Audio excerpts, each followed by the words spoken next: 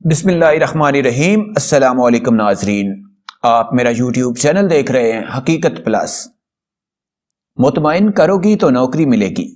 جنسی درندے نے نوکری کی تلاش میں نکلی ضرورت مند لڑکی کو ہراساں کرنا شروع کر دیا۔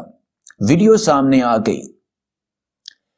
پہلے آپ یہ وائرل ویڈیو دیکھیں اور پھر اس ویڈیو کے بارے میں بات کرتے ہیں۔ ویڈیو کی تفصیل میں جانے سے پہلے آپ سے گزارش ہے کہ اس ویڈیو کو لائک کریں، چینل کو سبسکرائب کر کے بیل کے نشان کو دبا دیں۔ جاب کس چیز کی اور کیا ہے، آپ اس کے بارے میں بات کریں۔ پرسنل سیکرٹری کی جاب ہے، لیکن جوائننگ کے بعد تمہارا جو ڈیزگنیشن ہے نا وہ پرسنل سیکرٹری کا نہیں ہوگا، پھر آفس انچارج کا ہوگا۔ پرسنل سیکرٹری میں ریلیشن شپ جسٹ میرے ساتھ ہی ہے، صحیح۔ اور جو ہے آفس جب جوائن کرو گی سیلری ایڈوانس مل جائے گی۔ گھبرائی گی بابا بہت زیادہ بیمار ہیں جن کی وجہ سے میں جاب کرنا چاہ رہی ہوں۔ میری مما ضعیف ہو چکی ہیں۔ میری ایک بیٹی کی عمر 7 سال ہے اور 3 سال کا بیٹا ہے۔ جاب نہ ہونے کی وجہ سے پھر میرے بچوں کی پڑھائی کافی سٹاپ ہو گئی تھی، پھر ہسبینڈ بھی نہیں تھے ساتھ، تو اب کافی عرصے بعد میں نے پھر بچی کو اسکول میں وہ کیا ہے۔ وہ کافی نیڈی ہوں جاب کی، والد کا بھی ہے، والدہ بھی ہے میرے اوپر، اور 2 بچوں کا بھی ساتھ ہے، تو جی ذمہ داریاں کافی ہیں۔ اچھا وقت اب آیا تو ہٹا دو۔ تو آپ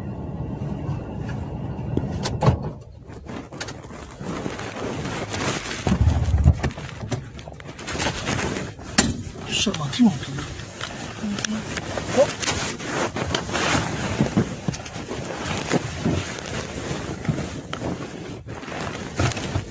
تو اب ہٹانا نہیں تو ہٹاؤ۔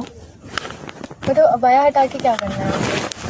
ارے کہا تو تھا کہ ریلیشن شپ، مطلب ریلیشن شپ میں سمجھی نہیں، مجھے تو جاب کی وہ تھی نا نیڈ کہ میں نے جاب کے لیے آنا ہے، تو سیٹسفائی لکھا ہوا تھا، کس طرح کا سیٹسفائی اور ریلیشن شپ یہ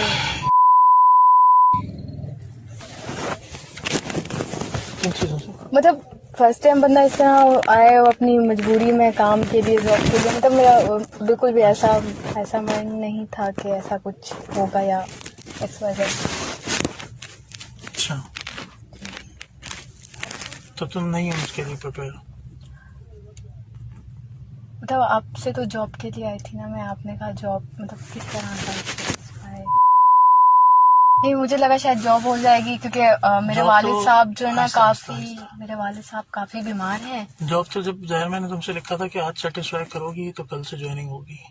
سیٹسفائی جاب تو جب ظاہر میں نے تم سے لکھا تھا کہ آج سیٹسفائی کرو گی تو کل سے جوائننگ ہوگی، سیٹسفائی مطلب شادی شدہ رہ چکی ہے۔ ہاں وہ تو شادی شدہ رہی، چونکہ میری اصل میں بہت کم ایج میں شادی ہوئی تھی، تو اس وجہ سے میں کچھ زیادہ سمجھدار بھی نہیں ہوں، تھوڑی باولی سی ٹائپ کی ہوں، باہر نکلی نہیں نا کبھی۔ فرسٹ ٹائم ایسا ہوا، میرے پاپا کی طبیعت بہت زیادہ خراب ہے، تو جاب کے لیے میں نکلوں کہ بچوں کا بھی تو خرچہ کر میں تو سکوں۔ بتا رہا ہوں تمہیں ریلیشن شپ کے لیے تیار نہیں۔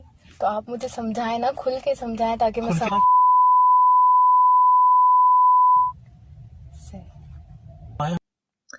ملک بھر میں خواتین کو بازاروں، دفاتر، پبلک ٹرانسپورٹ میں، دوران سفر اور دیگر عوامی مقامات میں مختلف طریقوں سے ہراساں کیے جانے کے واقعات عام ہیں۔ خواتین کو چھونے، ان پر آوازیں کسنے، راستہ روکنے سمیت متعدد طریقوں سے ہراساں کیا جاتا ہے۔ ایسے افسوسناک واقعات کی تعداد میں اضافہ ہوتا جا رہا ہے۔ آج کل نوجوان راہ چلتی خواتین کو اپنی ہوس کا نشانہ بنا رہے ہیں، جبکہ کچھ ہوس کے پجاری کسی لڑکی کی مجبوری کا بھی خوب فائدہ اٹھاتے ہیں۔ نوکری کا جھانسا دینا، ناجائز تعلقات کی آفر کرنا، ان سب واقعات میں تیزی سے اضافہ دیکھنے میں آ رہا ہے۔ ان حالات میں خواتین کا گھروں سے باہر نکلنا کسی عذاب کی طرح بنتا جا رہا ہے۔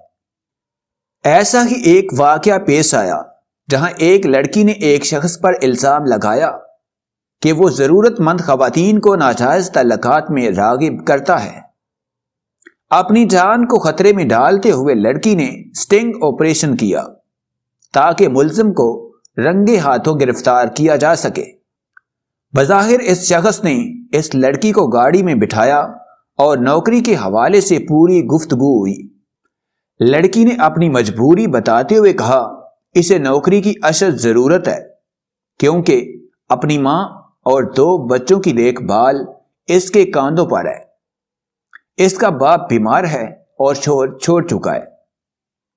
لڑکی نے جب یہ کہانی اس درندہ صفت انسان کو سنائی کہ اسے نوکری کی کتنی ضرورت ہے تو یہ شخص کار کو ایک جگہ روک کر پیچھے کی سیٹ پر آ جاتا ہے۔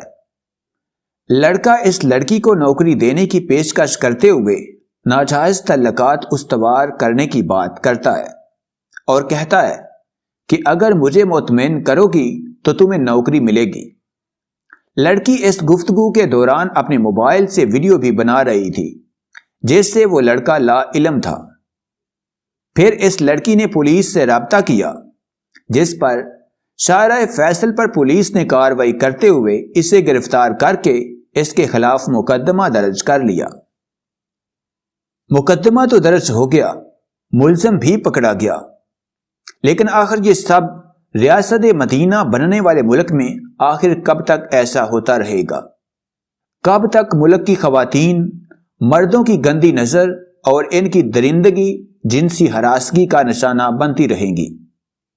آئے دن ایسے واقعات کا سامنے آنا، ملزم کا پکڑا جانا اور پھر سزا ملے یا نہ ملے کوئی پوچھنے والا نہیں۔ سب کو تب یاد آتا ہے جب کوئی اس جیسا ہی دوسرا واقعہ پیش آ جاتا ہے۔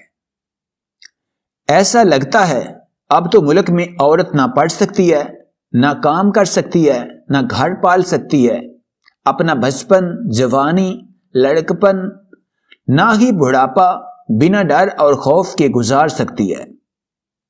پھر تو یہ کہنا غلط نہیں ہوگا کہ اچھا تھا وہی دور جب بیٹی پیدا ہوتے ہی دفن کر دی جاتی تھی۔